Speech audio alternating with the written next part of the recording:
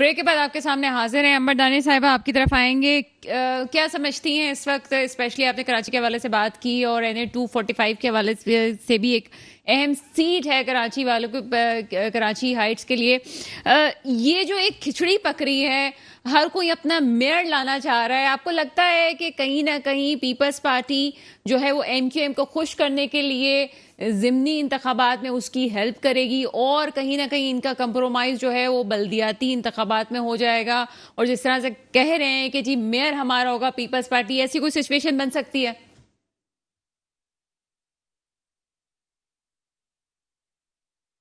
अंबर, आप मुझे सुन सकती हैं? हेलो। जी बिल्कुल। अंबर, आपसे ही आपको आवाज आ सवाल। रही है? जी बिल्कुल, आपकी आवाज आ रही है। अंबर, ये मुझे बताइएगा कि आपको लगता है कि पीपल्स पार्टी और MQM जो है वो कंप्रोमाइजिंग सिचुएशन में चलेगी? जिस तरह से NA 245 का हल्का है उसमें MQM को फेवर की जाएगी, और बल्दियाती इंतखाबात में जिस तरह से पीपल्स पार्टी बड़ी मुस्तहकम तौर पे ये कहती है, बड़ी कॉन्फिडेंस से ये कह रही है कि मेयर हमारा होगा, तो कहीं ना कहीं MQM कंप्रोमाइज कर जाएगी। आपको लगता है ऐसी कोई सिचुएशन होने वाली है? देखें, जैसे कि आज आपने देखा कि जो पीडीएम की मीटिंग हुई है उसके बाद उन्होंने फैसला यही किया है कि हुकूमत नहीं गिरेगी, वो अपनी मुद्दत पूरी करेगी। और इस वक्त ये हुकूमत जो है वो 2 सीट्स पे रुकी हुई है। और अगर एमक्यूएम नाराज होकर हट जाती है या बिलफर्ज किसी के साथ भी नहीं, किसी को भी ज्वाइन नहीं करती, अपोजिशन में बैठने का फैसला कर लेती है, तो ये हुकूमत गिर जाएगी। सही है। तो इस वक्त अगर एमक्यूएम कोई डिमांड कर देती है, अपना मेयर लाने की डिमांड कर देती है, तो हो सकता है कि इस तरह की कोई मुफाहमत हो भी जाए। लेकिन अभी कल तक की अगर हम बात करें तो जो पिटिशन दायर की हुई थी फरूक नसीम साहब ने भी डिलिमिटेशन पे भी, जो कि उनके हिसाब से जो उन्होंने केस दायर किया उसमें यही था कि भाई डिलिमिटेशन जो है वो जो सिंध हुकूमत है वो खुद से नहीं कर सकती, ये इलेक्शन कमीशन का काम है। उस पे भी सिंध हुकूमत अपना जवाब नफी में जमा करा चुकी है। और मजीद कोई वो इस वक्त क्योंकि वो बकौल उनके कि इस वक्त ऑलरेडी लोकल गवर्नमेंट ऑर्डिनेंस पे काम चल रहा है, तो इस वक्त फिलहाल वो कोई चेंजेस जो भी अग्रीमेंट्स हुए थे हालिया पिछले, उन पे कोई काम नहीं करेगी। तो इस वक्त सुनती हुई तो सिंध हुकूमत भी एमकेएम की नहीं नजर आ रही। तो अगर ये प्रॉब्लम आपस में इन दोनों की ज्यादा बढ़ती है और एमकेएम जो है वो ऑपोजिशन में बैठने का फैसला कर लेती है, तो जो इनका आज का ऐलान है कि हम हुकूमत चलाएंगे वो भी खत्म हो सकता है। तो शायद अब कहीं इस वक्त ऐसी सूबे पोजीशन में में तो वैसे एमक्यूएम भी है कि उनसे अपोजिशन में मेयर की बैठी डिमांड है। कर सके।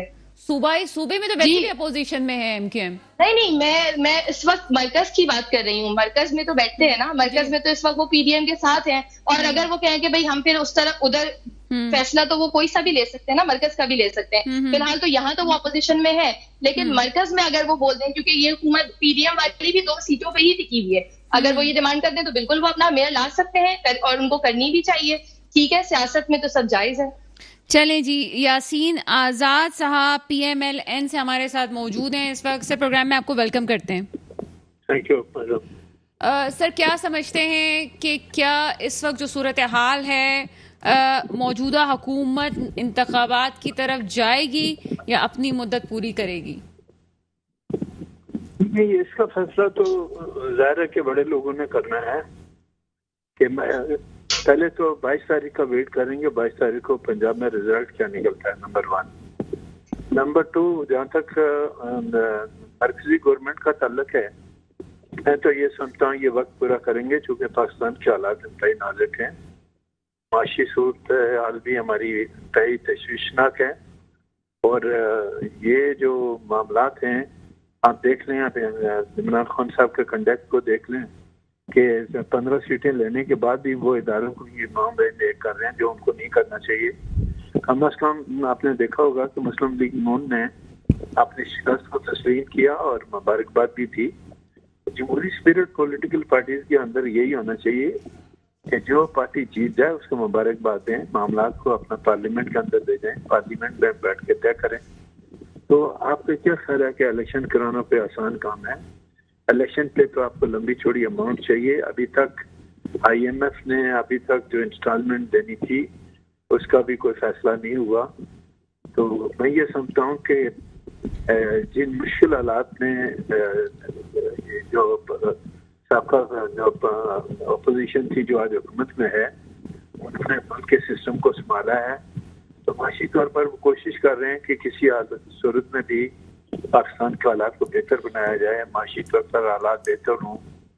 तो अब देखें इन हालात में आप यासीन आज़ाद साहब, आप बड़ा एक न्यूट्रल सा तज्जिया करते हैं, आप बताएं कि आपकी पार्टी की कामयाब ना होने की क्या वजूहत थी? देखिए, मैं बिल्कुल साफ साफ बात करता हूँ कि पार्टी की कामयाबी की वजूहत एक तो महंगाई है, नंबर 1। नंबर 2, जिन लोगों ने जाहिर है कि उन्होंने पंजाब असेंबलीमैन को वोट दिया वो डिस्क्वालीफाई हो गए। आपने सारे के सारे टिकट उन्हीं लोगों को दिए, जिसकी वजह से पार्टी के अंदर बाज लोगों की नाराजगी अपनी जगह पे मौजूद है। और मेरे ख्याल में उस अंदाज में जिन लोगों को आपने टिकट दिया तो उस अंदाज में मामला आगे नहीं बढ़ सके। मेरे नज़दीक अगर मेरिट्स पे टिकट दिए जाते और मुस्लिम लीग नून के लोगों को खड़ा किया जाता तो शायद ये सूरत हाल नहीं बनती। लेकिन चूंकि प्रॉब्लम ये था कि वो उन 20 आदमियों के साथ कमिटमेंट थी कि उन्होंने सुबह असेंबली में वोट दिया था कि आपका अगर क्वालिफिकेशन की तरफ जाते हैं ऐसी सूरत हाल में आपको टिकट दिया जाएगा बाई इलेक्शन में। तो उस कमिटमेंट को तो पार्टी ने निभाया, लेकिन नुकसान भी उठाया। तो अब नुकसान उठाया तो इसका मतलब 20 सीटों का अगर 20 में से 15 सीटें वो ले गए, वो भी बाई इलेक्शन में, तो उसको ये कह देना कि पूरे पंजाब का फैसला, पूरे पंजाब का फैसला नहीं है। तो जनरल इलेक्शन में जाके फाइनल होगा। अगर आज की जो हुकूमत है वो अगर महंगाई को कंट्रोल कर लेती है, तेल की कीमतों को अभी 18 रुपये 50 पैसे उन्होंने कम किया पेट्रोल की कीमत को, और मैं ये समझता हूँ कि जिस तरह इंटरनेशनल मार्केट में तेल की कीमत मजीद गिर रही है, शायद पहले तक मजीद उसमें कमी आए। लेकिन आपकी पॉलिटिकल सूरत हाल को खराब होने की वजह से जिस तरह पंजाब का रिजल्ट आया, आज देखें एकदम डॉलर मेरे ख्याल में 18-19 रुपये बढ़ गया।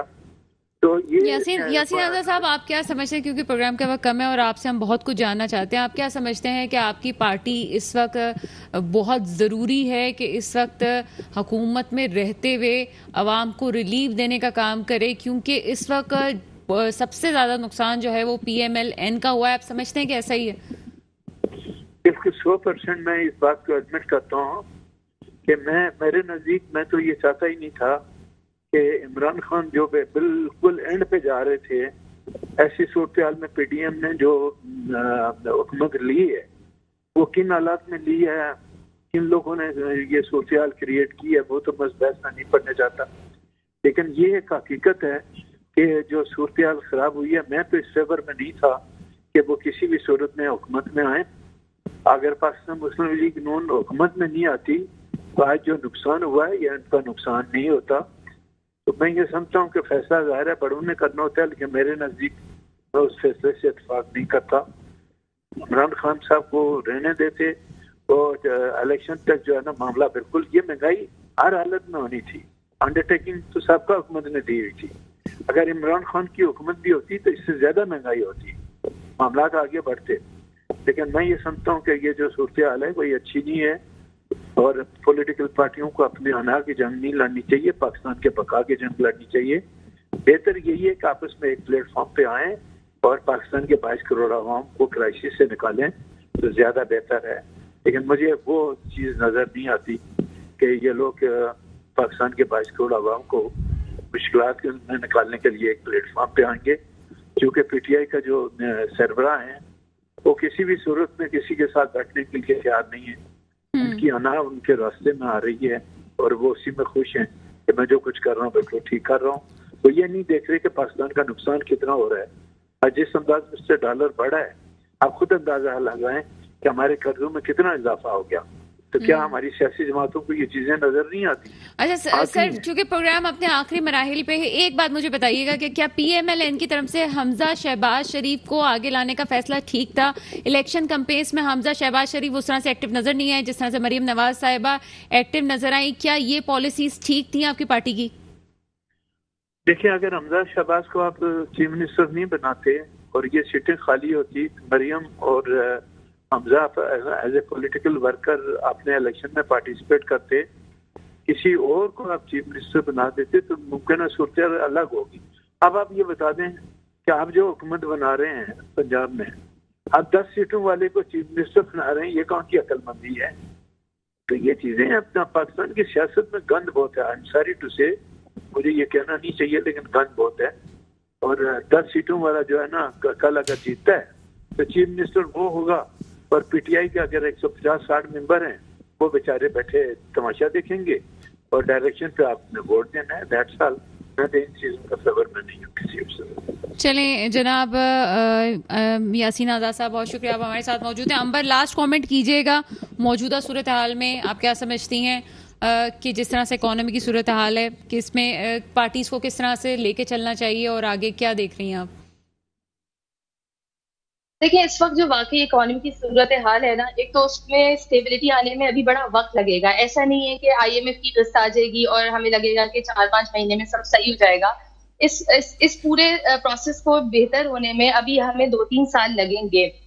लेकिन इस वक्त वाकई पीएमएलएन जो है वो सिर्फ इस वक्त मरकज में रह गई है, और इस वक्त उनकी इतनी कोई मेजोरिटी नहीं रही है। तो मॉरली शायद शहबाज शरीफ साहब को इस्तीफा दे देना चाहिए। उसकी वजह यह है कि जैसे ही ये लोग पंजाब में पीटीआई हुकूमत संभालेगी, इन लोगों की आपस में जो लड़ाइयां हैं, क्योंकि जो पीएमएलएन इनके साथ कर रही थी पावर में आने के बाद, वो अब बदले में ये उनके साथ करेंगे। अभी ही आज ही का बयान ले लेंगे, बोला गया है कि राना सनाउल्लाह को हम पंजाब में घुसने की इजाजत नहीं देंगे, वो इस्लामाबाद में ही रहेंगे। तो फिर बहुत ज्यादा लड़ाई झगड़ा और अनसर्टेनिटी बढ़नी है, और सारी दुनिया अब हम देखती होगी। आईएमएफ की किस्तें हो गई, आगे जो भी मसले हैं वो मजीद बढ़ेंगे। मुल्की इस्तेहकाम के लिए आप हमारे साथ प्रोग्राम में मौजूद थी, और इसके साथ ही प्रोग्राम का वक्त खत्म होता है। मुझे इजाजत दीजिएगा। Thank you so much.